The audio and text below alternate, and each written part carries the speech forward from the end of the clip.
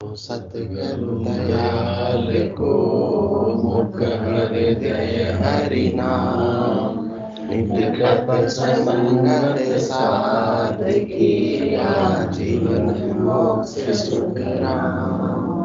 अणगे पद प्रकाश के दायक सतगुरु नाम, अनंत कोट जन सहाय की ताहि करो प्रणाम। सतगुरु को एको सब मन कोई देवे मान, तो सहज होत है संतरा मुश्किल सिंहासन। सब धरती कागज करो, सब वन कलम कटाए, सात समुद्र शाही करो, सतगुरु गुण लिखा न जाए। राम राम राम। सभी को राम राम से। अनंत श्री सदगुरु सुखराम जी महाराज की 98 वाणी है। हरजस पदराग जोग दन्ना श्री 9 प्रारंभ हो रहा है। समझ समझ हंसासन मुख रेणा, ज्ञान सुनो सत तो लोबे। जे कुछ और बने नहीं तुम सु, तो वचन तो सूल्या बोलोबे। जुग की भीड़ वचन थे बोलो, सतगुरु पक्ष नहीं लाओ बे। जारी तो भक्त पड़े ली पाछी, धकागे बिगा खाओ बे। न्याव कुन्याव देखो मत कोई, ना कोई दिष्टांग लाओ बे। सतपुरुषारि तो महिमा ही कीजे, करणी को तोलन पाओ बे। सतपुरुषारी महर गेबगी, केर गेब होई जावे बे। करम हुणारत दोनों दूजे, काल निकट नहीं आवे बे। सतपुरुषारी तो आस अनादु, ब्रह्मा विष्णु शिव चावे बे। जो अवतार देही धर आया, वे ही शीस निभावे बे। तीन लोक की कल सब जाने, ब्रह्मा विष्णु लग सोई बे। कह सुख राम परम पद प्रगटे, सब सुन्यारा होई बे। इस सर्जस के माध्यम से सदगुरुदेव संबोधित कर रहे हैं कि जो भी सदगुरु के ज्ञान को श्रवण कर रहे हैं या उसका पठन कर रहे हैं, सुन रहे हैं या सुना रहे हैं, तो उनको क्या करना चाहिए? समझ समझ हंसासन मुख रेणा। ये केवल ज्ञान बड़ा कीमती है, बड़ा दुर्लभ है। इस आत्मा के कल्याण का ज्ञान है। बाकी संसार में और अनेक प्रकार के ज्ञान है। कौन से ज्ञान है? मति ज्ञान है, अवध ज्ञान है, श्रुति ज्ञान है, मन प्रत्यय ज्ञान है। इससे 3 लोकों में फलों की प्राप्ति हो जाती है, परंतु आत्मा का कल्याण तो केवल ज्ञान से ही हो सकता है। तो ये बड़ा दुर्लभ है, इसको हर कोई समझ सकता नहीं है। सब कहाँ तक की बात समझ सकते हैं? शरीर तक की, संसार तक की बात को समझ सकते हैं। अब आत्मा नजर ही किसी को आती नहीं, आत्मा होती क्या वो भी पता ही नहीं है, तो आत्मा के कल्याण की बात कहाँ समझ में आएगी इतनी आसानी से? इसलिए सतगुरुदेव फरमा रहे हैं, जो भी मेरे ज्ञान को आप श्रवण कर रहे हो, तो क्या करना आपको? समझो समझो समझो, ठंडे दिमाग से मेरे ज्ञान को समझकर धारण करो, स्वीकार करो। इसकी रीत बिल्कुल अलग है। अब तक आपने जो 3 लोकों में फलों की प्राप्ति का ज्ञान सुना है, सीखा है, जो कर रहे हो, वो बिल्कुल अलग है। और मेरे आत्मा के कल्याण का केवल ज्ञान बिल्कुल अलग है। इसलिए हो सकता है आपको थोड़ा समझने में कठिनाई का अनुभव हो, परंतु आप श्रद्धा विश्वास के साथ में मेरे ज्ञान को श्रवण करो और हृदयस्थ करो, उसमें तर्क वितर्क संशय मत करो। आप संसार के ज्ञान से कंपैरिजन करने लग जाओगे, तुलना करने लग जाओगे, तो तुलना तो समान वस्तुओं में होती है ना। संसार के ज्ञान में जैसे शरीर के सुखों में ये ज्ञान कैसा है, दूसरा ज्ञान कैसा है, तो उसमें तुलना हो सकती है।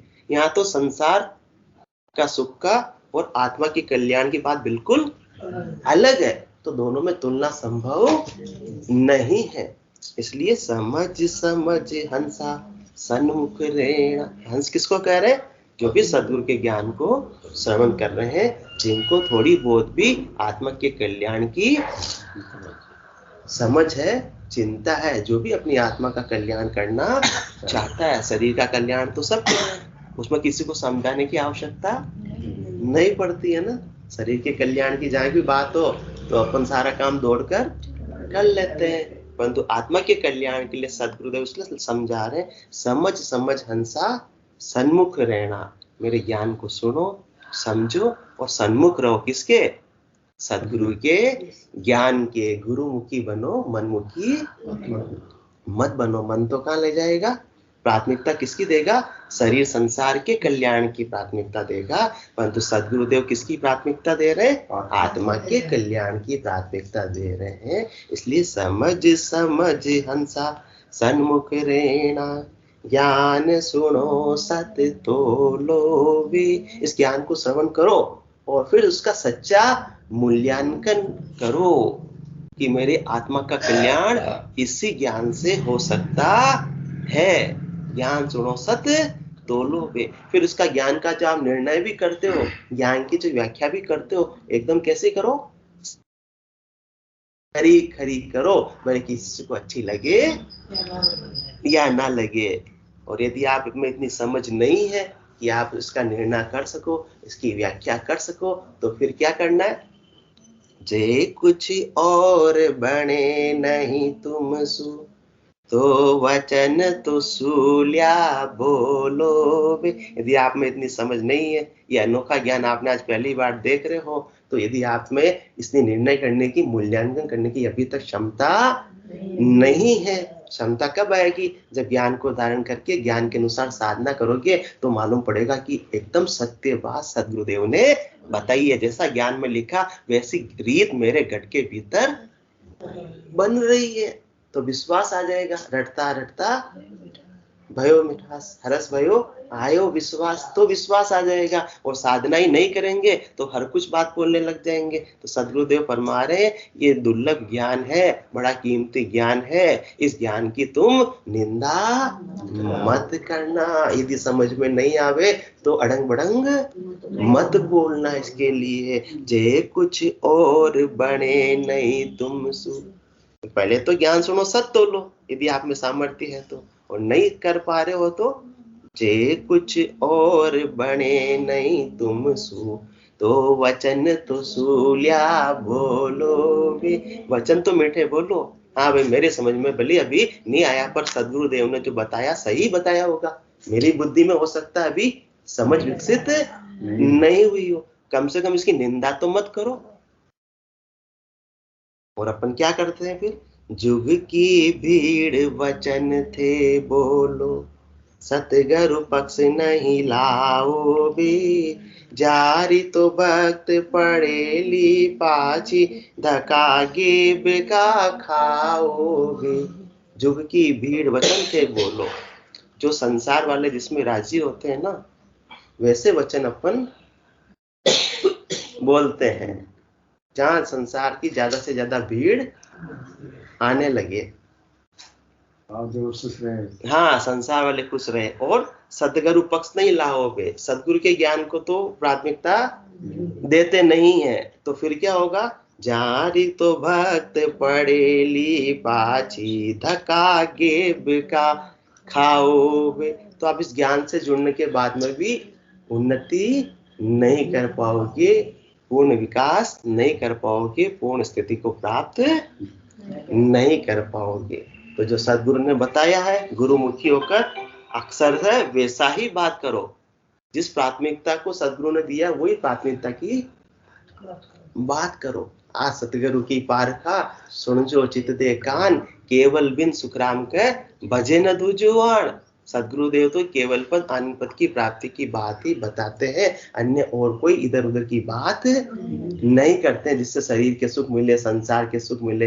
हाँ, राजनीति की बात, ऐसी कोई भी बात सदगुरु करते नहीं है। तो आप भी क्या करो, संसार को रिझाने की बात कि ज्यादा से ज्यादा मेरी सभा में भीड़ आ जावे, वैसी बात मत करो। आपको तो वही बोलना है जो सदगुरु ने बताया है। भले कोई आओ, भले ही ना आओ, भले कोई राजी हो, भले कोई बेराजी हो। तो जुग की भीड़ वचन थे बोलो, सतगुरु पक्ष नहीं लाओ बे। जारी तो भक्त पड़ेली पाची, धका गेब का खाओ बे। और ऐसे यदि आपने पूर्ण स्थिति को प्राप्त नहीं किया सदगुरु के ज्ञान से जुड़कर भी, तो धक्का खाना पड़ेगा। कौन से धक्के खाने पड़ेंगे? 84 के धक्के खाने पड़ेंगे। जन्म मरण मिटेगा नहीं। संसार की बात में ही रह गए, संसार को ही प्राथमिकता दी तो वापस कहाँ आना पड़ेगा? संसार में ही आना पड़ेगा। 3 लोकों में घूमते रहेंगे। 3 लोक का फेरा हुई गाणी बेल फिरे जो सोई, 4 वेद की त्रिगुण माया, लख 84 जीव बंधाया। इस प्रकार से धक्के खाने पड़ेंगे। न्याव कुन्याव देखो मत कोई, ना कोई देश टंग लाओ बे। सतपुरुषारी तो मही मही कीजे, करनी को तोल न पाओ बे। आप ये बात मत करो कि सदगुरुदेव ने बताया तो ये बात सही है और ये बात गलत है। आप में अभी इतना सामर्थ्य नहीं है। न कोई दूसरा संसार का दृष्टांत लाकर अपनी बात को, मनमुखी होकर अपनी बात को सिद्ध करने की कोशिश करो। देखो सदगुरुदेव ने तो सही नहीं बताया, देखो ये आज देखो मैं उदाहरण देके समझा रहा हूँ, मेरी बात सही है। ऐसा मत करो कि ये सही ये गलत। आप तो अक्सर से पूरी श्रद्धा और विश्वास के साथ में सदगुरु के ज्ञान को स्वीकार कर लो कि जो सदगुरु ने बताया है वो एकदम 100% सही है। कोई तर्क वितर्क करने की आवश्यकता नहीं है। कोई शंका और संशय करने की आवश्यकता नहीं है। कोई अपने मन का भेल करने की आवश्यकता नहीं है। मन के मते न चालिए, चालो सतगुरु बाण, शब्द कहे तिन रीत में, भेल न दूजो आण। तो क्योंकि अभी अपने में इतनी समझ ही नहीं है। तो न्याव कुन्याव देखो मत कोई, ना कोई देश टंग लाओ बे। सतपुरुषारी तो मही मही कीजे, करणी को तोल न पाओ बे। सत्पुरुष उनका कोई स्वार्थ नहीं है, वो तो अपने कल्याण के लिए बात बता रहे हैं। तो अपने को कैसे न कैसे समझ में आ जावे, हम कैसे कैसे भक्ति में लगकर अपनी आत्मा का कल्याण कर लेवे, उसके अनुसार अपने को वो समझा रहे हैं। कभी किसान का उदाहरण दे रहे हैं, कभी किसका उदाहरण दे रहे हैं, कभी व्यापारी का उदाहरण दे रहे हैं। तो हो सकता है वो उदाहरण कुछ आप गलत भी साबित कर दो, परंतु उससे आपका कोई हित होने वाला नहीं है। मूल में क्या है, वो अपने को क्या समझाना चाह रहे हैं वो समझो, और उस मार्ग को आप धारण करके आत्मा का कल्याण करो। जैसे पहले बोलते थे कि भाई सूर्य पृथ्वी के चक्कर लगाता है, हाँ पहले बोलते थे। तो उसी हिसाब से जो बोलते थे उसी हिसाब से यदि सदगुरु समझा रहे हैं अपने को, तो अपने तो बात किसकी है, ध्यान लक्ष्य क्या, आत्मा का कल्याण। ऐसे तर्क वितर्क में नहीं पड़ना है कि उन्होंने तो कहा कि सूर्य पृथ्वी के चक्कर लगाता है, परंतु देखो गलत है, पृथ्वी सूर्य के चक्कर लगाती है। अरे उन चक्रों से लेना देना नहीं, अपने को तो 84 के चक्कर मिटाने हैं। इस बात पे ध्यान दो। इसलिए ये मत बोलो कि कोई गलत है। मूल उनका आशय क्या है, मूल उनकी भावना क्या है, जीव का कल्याण करना। इसलिए न्याव कुन्याव देखो मत कोई, ना कोई देश टंग लाओ बे। सतपुरुषारी तो मही मही कीजे, करणी को तोल न पाओ बे। इसलिए उनका तो महिमा ही करो, उनके ज्ञान की, उनकी करनी का तोल आप में करने का सामर्थ्य नहीं है कि उनकी इसके पीछे भावना क्या है, वो अभी अपन समझ नहीं पा रहे हैं।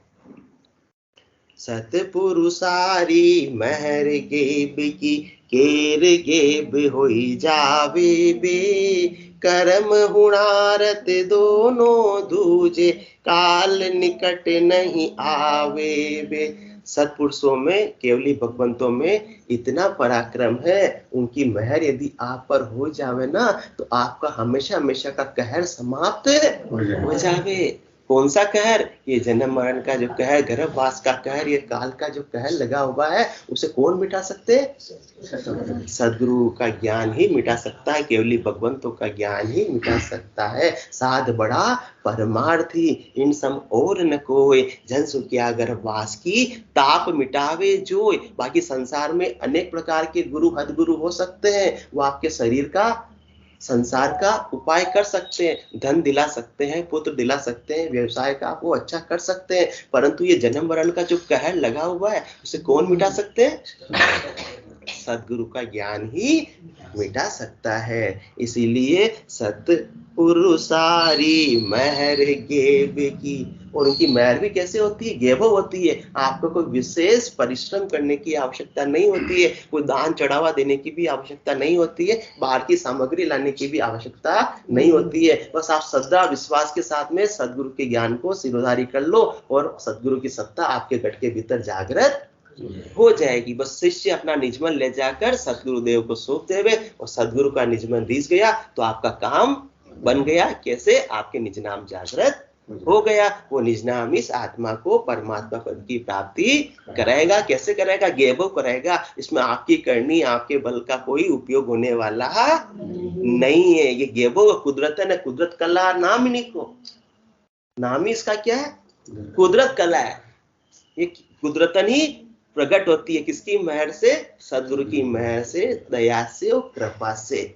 इसका काम है। इसमें भले आप कितने धनवान हो तो भी आपके ये कुदरत कला सत्ता प्रकट हो सकती नहीं, जब तक कि आप श्रद्धा विश्वास समर्पण भाव से सदगुरु के ज्ञान को सिरोधारी नहीं करोगे, तब तक काम नहीं बनेगा। इसमें सब गेबो काम है।